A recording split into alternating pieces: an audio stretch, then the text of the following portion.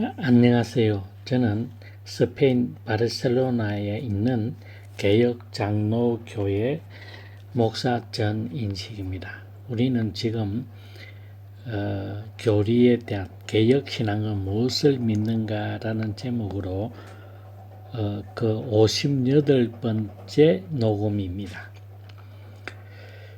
오늘은 그 인간 존재의 네 가지 상태, 타락 전과 타락 이후, 그리고 그 하늘나라에 갔을 때의 그 인간 네 가지 인간 존재의 네 가지 상태에 대한 것을 하면서 그 두 번째 시간입니다. 지난 시간에 이어 인간의 상태, 존재의 상태인 영, 육체에 대해서 알아보겠습니다. 영혼, 혼, 영이라고 되어져 있는 건데, 칼빈은 그 히브리 주석에서 이렇게 설명합니다. 영이란 단어는 혼이란 단어와 가끔 동일하게 사용된다. 하지만 함께 사용될 때는 영은 모든 애정을 포함하고 혼은 지성적 능력이라 불린다. 그래서 바울은 데살로니가 교인들에게 글을 쓸 때 이 단어들을 사용하는데 너희 온 영과 혼과 몸이라는 의미 역시 같다고 보면 좋다. 그런데 이런 단어들은 마음, 의지 및 외적 행동과 순결과 정숙함을 지속하라는 의미를 담고 있다. 즉, 영과 혼을 구별하지 말고 사용하라는 것이고, 함께 사용될 때는 인간의 마음과 의지를 의미한다고 설명합니다. 영은 하나님께서 인간의 마음에 부여하신 여러 재능들을 지니고 있습니다. 또 지성은 하늘의 것까지도 넘볼 정도로 탁월할 뿐 아니라 과거와 미래까지도 예측할 정도입니다. 계몽운동에서 지성의 미성숙에서 성숙으로 나아가기 위해 가감하게 배우라고 외치는 이유도 그 지성의 탁월함을 대변한다고 여겨집니다. 그런데 그 지성의 좌석은 틀림없이 영이라고 기독교 강요 1권 15장 2항에 기록하고 있습니다. 영은 여러 재능을 담고 있습니다. 우리의 육신의 안목으로 볼 수 없지만 그 기능을 통해 가늠해 볼 수 있습니다. 우리가 흔히 인간 존재를 2분법, 3분법적으로 나누는 사람들이 가지고 많은 논란이 있습니다. 영과 육, 또 영과 혼과 육체로 나누는 사람들 있고 여러 가지 있는데, 그런 것들은 이제 우리가 철학자들이나 여러 가지 심리학자들에 의해서 볼 수 있는 논란들입니다. 또 이런 것들을 신학자들이 도용해서 설명을 하는데, 결국은 우리가 성경에 기록되어 있는 대로 칼빈까지도 결국은 이원론으로 주장하는 것 같습니다. 그러나 이원론이든 삼원론이든 간에 거기에 대한 중요한 것이 아니라 우리의 영과 혼은 어떤 것인가 하는 것을 우리가 이 시간을 통해서 그냥 대충적으로 상세하게 들어가게 되면 너무 복잡해집니다. 그래서 이거는 또 신학자들마다 2분법과 3분법으로 치열한 논증을 하고 있는 것 중에 하나입니다. 그래서 우리는 그냥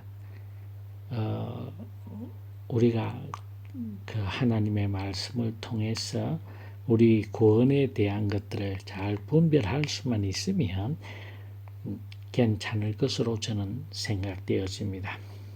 그러나 우리가 분명히 구별할 것은 또 구별해 보면 더 좋은 하나님의 말씀을 더 잘 이해할 수는 있습니다. 자, 그러면 하나님은 이런 영의 재능을 보십니다. 그러나 철학자들은 오감, 상상력, 이성, 또 오성이 있다고 말합니다. 이 철학자들은 영이 지성과 의지로 구성되어 있고 그 지성은 대상을 구별하고 의지는 선택하고 따르는 것이라고 정의합니다. 하지만 지성이란 영의 안내자이자 지도자이고 의지는 항상 그 안내를 따라 욕망의 문제에서 그 선택을 기다린다고 기독교 강요 1권 15장 7항에 기록되어 있습니다. 인간을 아무리 분석해 봐도 더 이상은 나올 것이 없습니다. 성경이 제시해 주는 것 이상으로 인간에 대해 알 수 있는 방법은 없습니다. 자, 그럼 인간을 잘 이해할 수 있는 방법이 무엇일까요? 자, 바로 하나님에 대한 지식을 아는 만큼 우리 자신에 대한 지식도 깊어지고 넓어지고 또 확장되어질 것입니다. 그래서 칼빈은 하나님의 지식, 인간이 알아야 될 지식이 두 가지가 있는데 한 가지는 하나님에 대한 지식, 그 다음에 인간에 대한 지식이라고 했습니다. 그 순서는 하나님에 대한 지식이 먼저고 그 하나님에 대한 지식에 따라서 인간에 대한 지식을 우리가 연구할 수 있다. 그래서 우리는 이때까지 56번째까지 하나님에 대한 지식, 삼위일체 하나님에 대한 것들을 우리는 공부해 왔습니다. 그리고 이제 오늘로서 두 번째 인간의 존재, 인간은 어땠었는가를 지금 우리는 공부하고 있는 중입니다. 참 인간을 아무리 분석해봐도 더 이상 나올 것도 없고 정확하게 하나로 통일되어 있는 개념이라든지 이런 것은 철학자 중에서도 없습니다. 그래서 우리는 하나님에 대한 지식, 그것도 이 하나님에 대한 지식은 인간이 연구하고 발견한 지식이 아니라 하나님의 자기 현현, 즉 하나님의 계시를 통해서만 우리는 하나님을 이해할 수가 있습니다. 그것이 바로 성경에서 이야기하고 있는 성경이 바로 하나님에 대한 자기 계시입니다.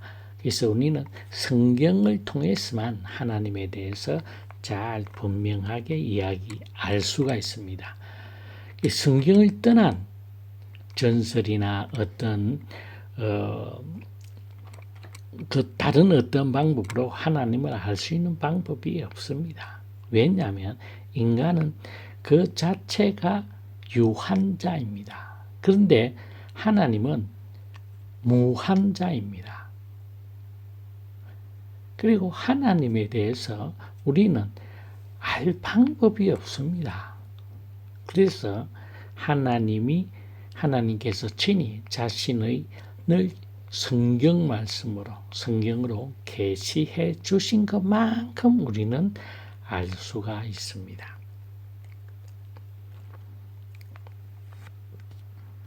그래서 하나님에 대한 우리의 지식이 많으면 많을수록 우리 자신, 즉 인간에 대한 지식도 깊어지고 넓어지고 확장되어질 수 있습니다.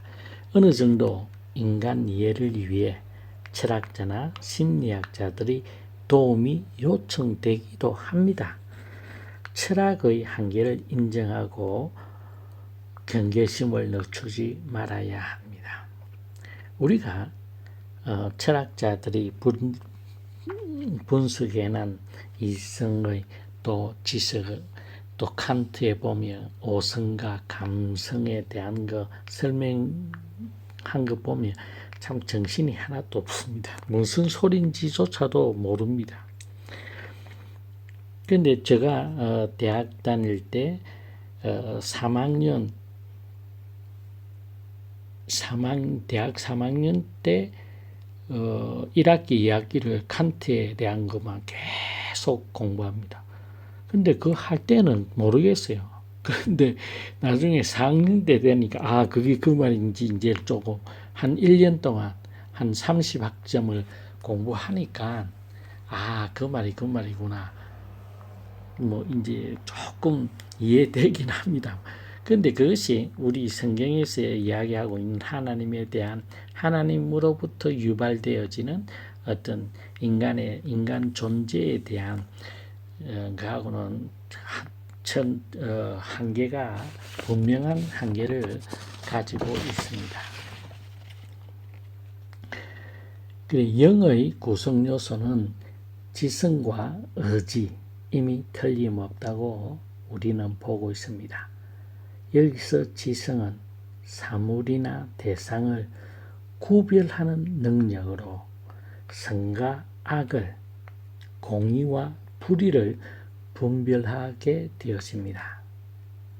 하나님은 여기에 이성을 더하셔서 무엇을 피하고 무엇을 따를지를 자신이 알도록 하셨습니다. 자신이 결정하도록 하셨습니다. 또 의지는 선택하는 능력으로 무엇을 바라고 요구하는 능력으로 이해하게 되어집니다. 자, 우리가 오늘 공부에서는 이것만 잘 이해하게 되면 잘 공부했다고 생각되어집니다. 우리의 영의 구성 요소는 지성과 의지입니다. 그래서 이 지성은 사물이나 대상을 구별하는 능력으로 선과 악을 구별하는 능력, 의로움과 불의한 것을 분별하는 능력이 되어집니다. 이 지성 위에 분별만 하고 그래서 여기에 이성을 더하여서 그러면 그 분별된 것, 선을 따르든지 악을 따르든지를 결정하게 되어집니다. 그 다음에 의지는 선택하는 능력입니다. 무엇을 바라고 요구하는 능력, 즉 자기의 마음이 원하는 대로 이해하게 되어집니다.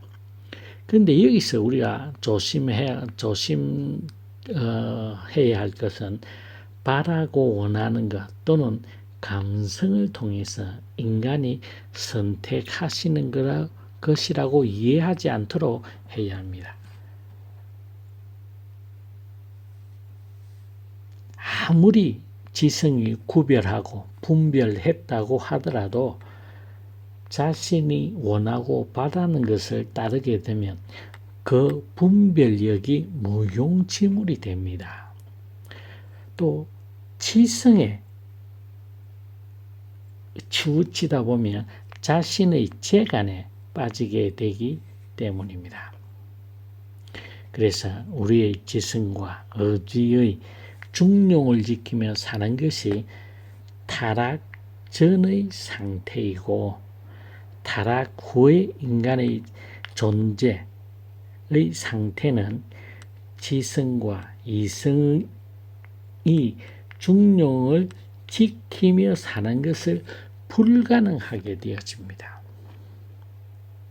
자, 이거 쉽게 이야기하면 뭐냐면 타락 전에는 하나님께서 허락하여 주신 지성, 영, 영. 영이 지성과 의지를 구성하고 있다고 했잖아요. 이 지성과 의지를 잘 사용할 수 있는 것, 있게끔 되어져 있어서 원하고 바라는 것이 아닌 지성과 선악을 분별하는 능력인 지성과 또 그것을 선택하는 능력, 이를 잘 활용해서 하나님의 뜻에 일치하는, 순종하는 삶을 살 수 있는 상태가 타락 전의 상태입니다. 그런데 아담이 범죄한 이후에, 즉 타락한 후에 인간의 존재 상태는 지성과 의지의 중용을 지키며 살아가는 것이 불가능하게 되어집니다. 그래서 이것이 인간의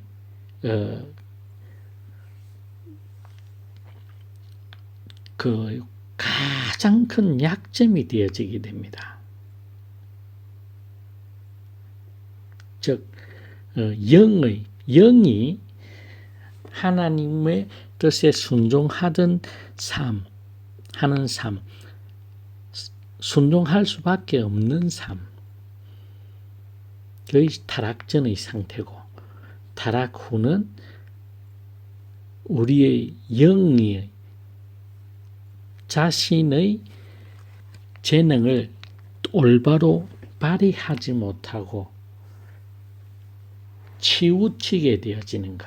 그래서 자기가 바라고 원하는 즉 감성에 의해서 이제 잘못 선택할 수밖에 없는, 실패하고 좌절할 수밖에 없는 존재의 상태로 빠지게 되어집니다.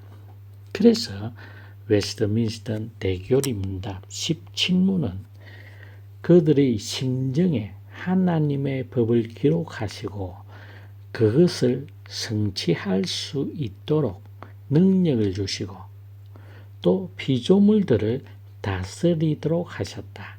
하지만 타락할 수 있는 상태에 있었다라고 말하고 있습니다. 지성과 의지를, 즉 영의 구성 요소인 지성과 의지를 하나님의 형상으로 지음받아서 이 하나님의 뜻에 따라 이 지성과 의지가 잘 하나님의 뜻을 따라 살아갈 수 있는 상태입니다. 있었습니다. 그러나 이 의지를 잘못 사용함으로 말미암아서 선택에서 잘못된 선택을 할 수 있는 상태라고 웨스트민스터 대교리 문답 17문이 이야기하고 있습니다. 지성이 하나님의 법을 분별하여 성취하도록 하셨지만 어느 쪽으로도 선택할 수 있는 의지를 강압적으로 제지하지 않으셨다. 즉 자유의지를 주셨다.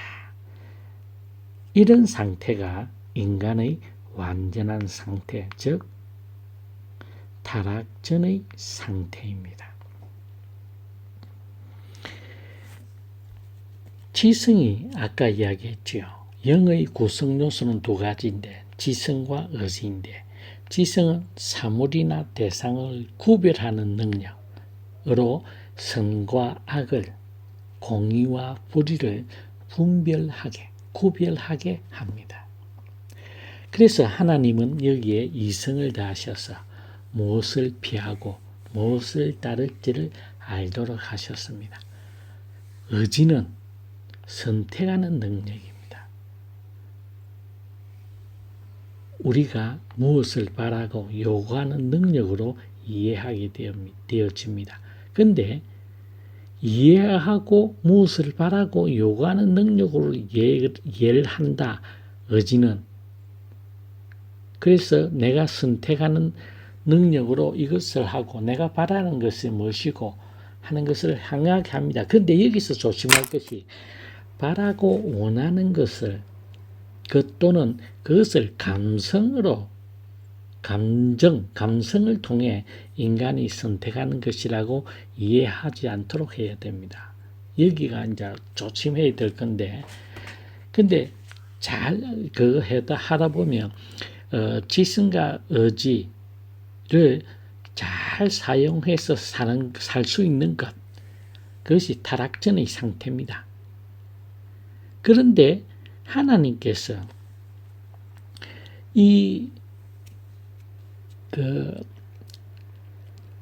의지를, 자유의지를 주셨는데 이 자유의지를 강압적으로 이렇게 해야 된다라는 것으로 그 강압적인 상태로 만든 것이 아니라 자유롭게 사용할 수 있도록 만들었습니다. 그 자유의지를 허락하여 주셨습니다. 이 자유의지를 가지고 있는 것, 그것이 바로 인간의 타락전 상태입니다. 완전한 상태입니다. 자, 여기서 이제 우리가 조심해야 될 것이 이겁니다. 재성, 즉 자유의지를 잘못 사용할 수 있는 상태를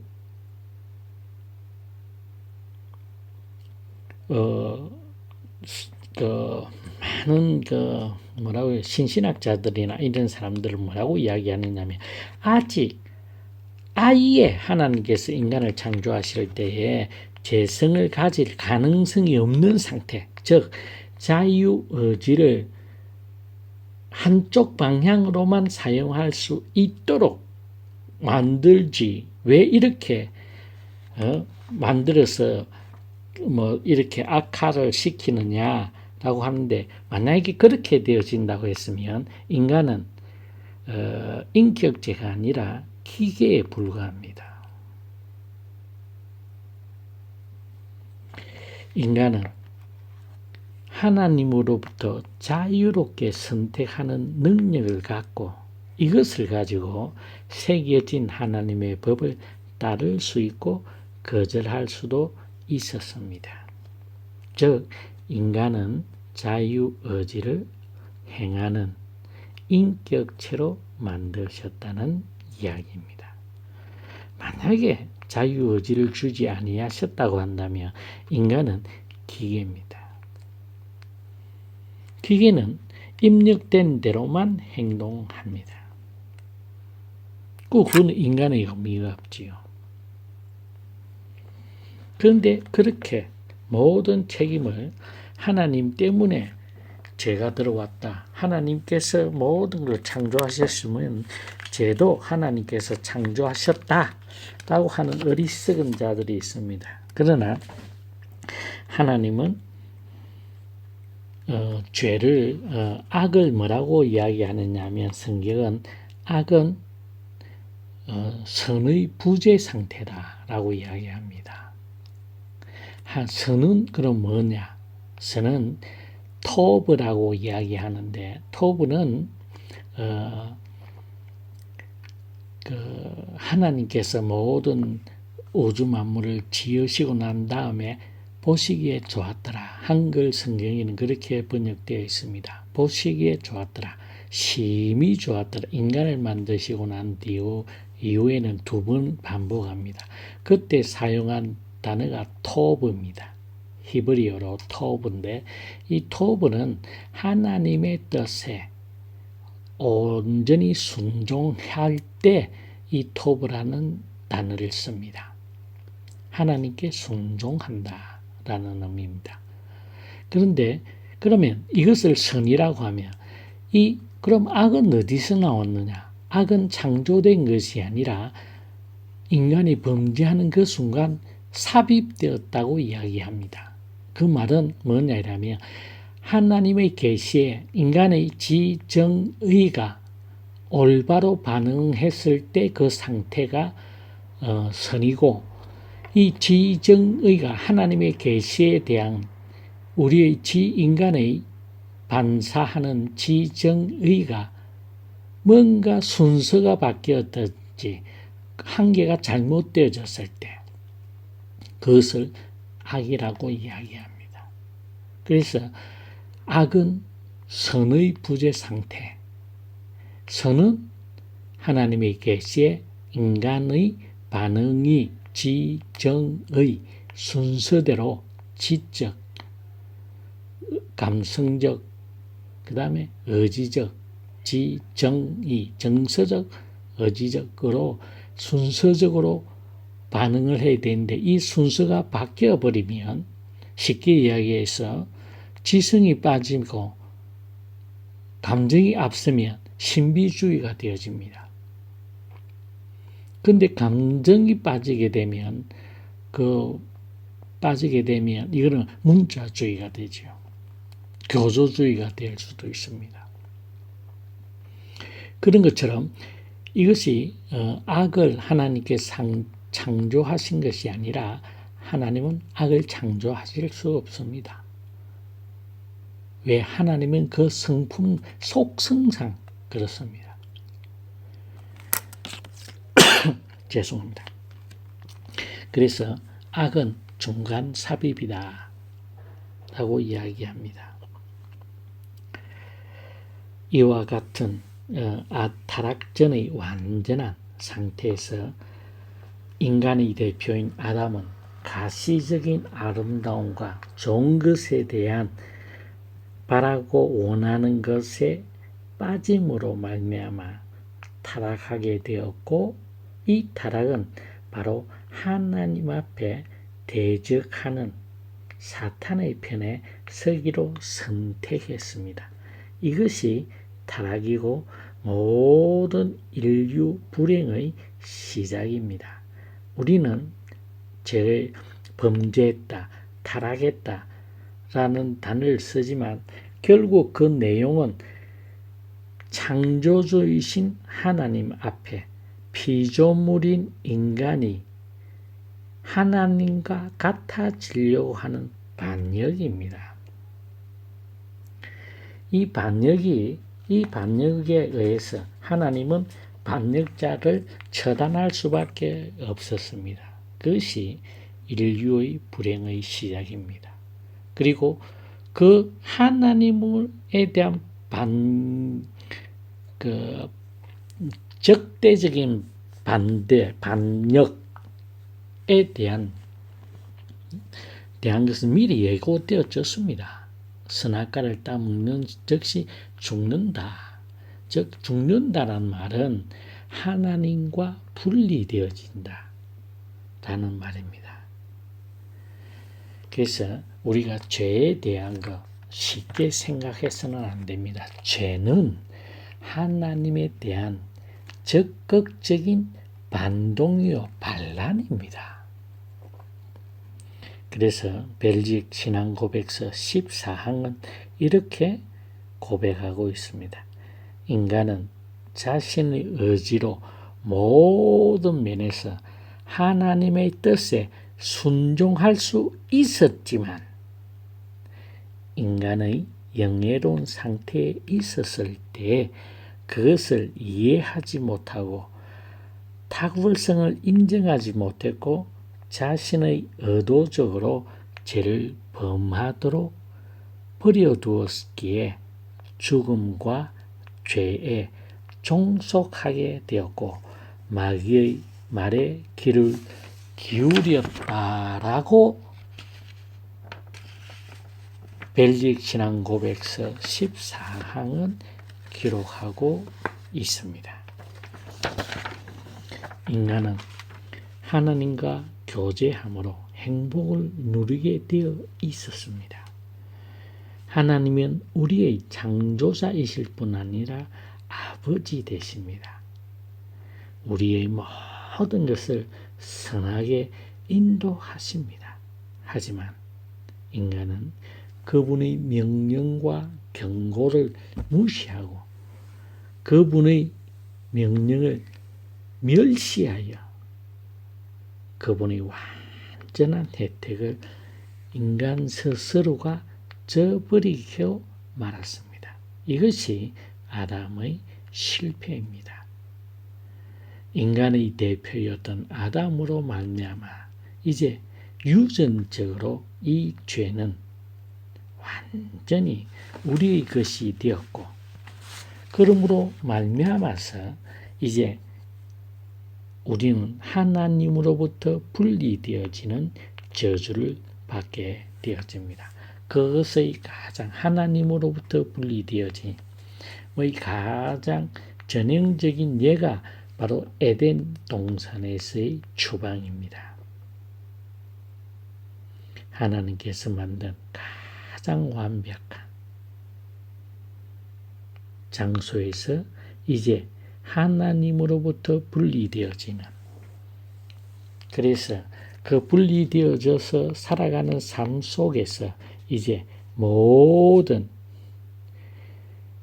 악이 발생하게 되어집니다. 인간의 고통도 함께 시작하고 하게 되어지는 것입니다. 자,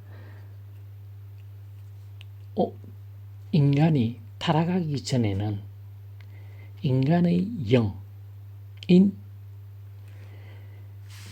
지식과 의지, 지성과 의지가 똑바로 사용할 수 있는 상태는 타락 전의 상태입니다. 그 타락 전의 상태에서 의지, 자유의지를 하나님께서 강압적으로 하신 것이 아니라 선택하도록 내버려 두었을 때, 왜 그것은 인간이 인격적으로 자신이 행한 것에 대한 책임을 묻는 것입니다.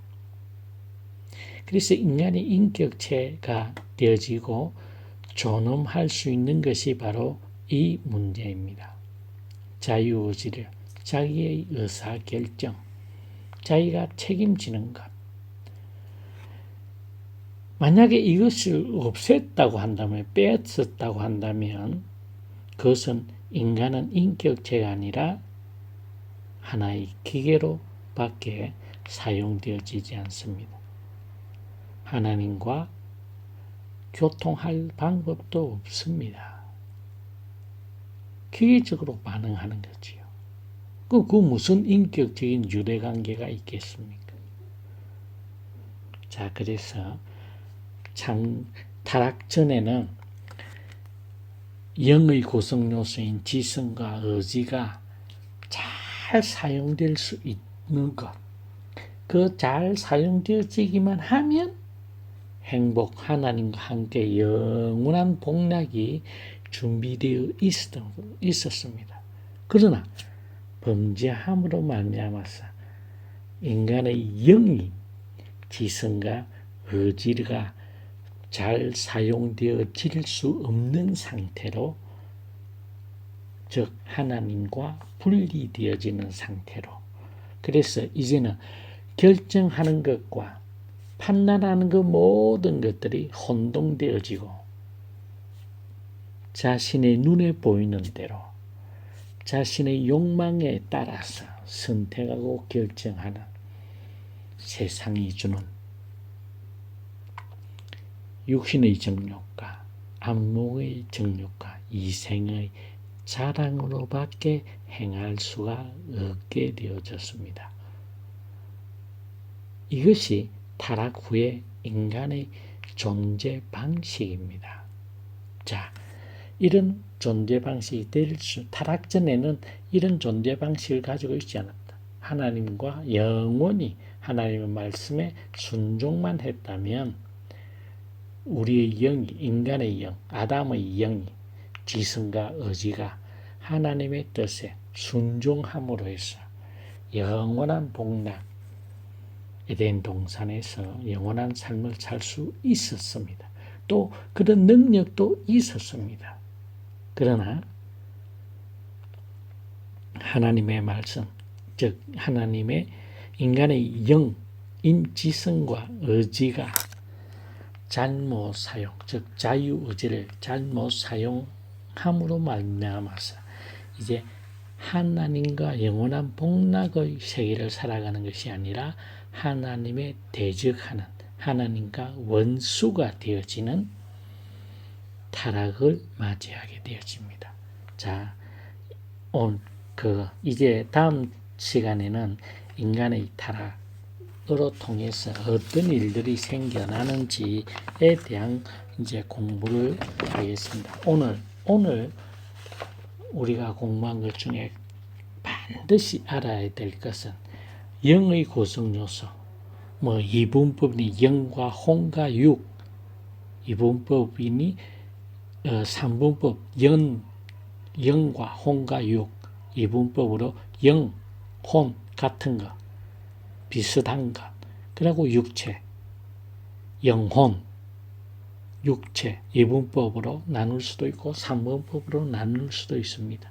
그러나 칼빈과 우리의 이 개혁신앙, 신조 6개의 신조의 신앙 고백과 교리문답을 통해서 볼 때는 이 두 가지 이분법으로 되어 있는 것 같습니다.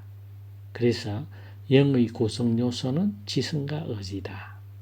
이 지성은 사물이나 대상을 구별할 수 있는 능력, 즉 선악을 구별할 수 있고 어려움과 불의함을 구별할 수 있는 것. 그 다음에 의지는 선택하는 능력입니다. 무엇을 따르고 무엇을 섬겨야 되는지에 대한 것을 선택하는 능력입니다. 즉 지성에 의해서 분별한 것을 이게 선택하는. 그래서 이 선택하는 것이 자유롭다. 그래서 자유의지를 잘 사용했으면 할 수 있는 능력, 할 수 있었는 능력까지가 타락 전의 상태입니다. 타락하게 된 것은 자유의지를 잘못 사용함으로 말미암아서 하나님에 대한 반역이 이루어졌고 하나님으로부터 분리되어지는, 즉 죽을 수밖에 없는 상태로 빠졌습니다. 자, 그래서 타락 전에는 우리 인간 존재의 요소가 어땠는지, 그 다음에 타락 후는 어떻게 변화가는지를 이제부터 이제 자세하게 공부해 나가게 되어 있습니다. 자, 오늘은 여기까지 하겠습니다. 한 주일 동안 우리 주 예수 그리스도와 함께 깊고 친밀한 관계를 맺으시고 날마다 시간마다 분초마다 승리하는 저와 여러분이 되시기를 간절히 원합니다.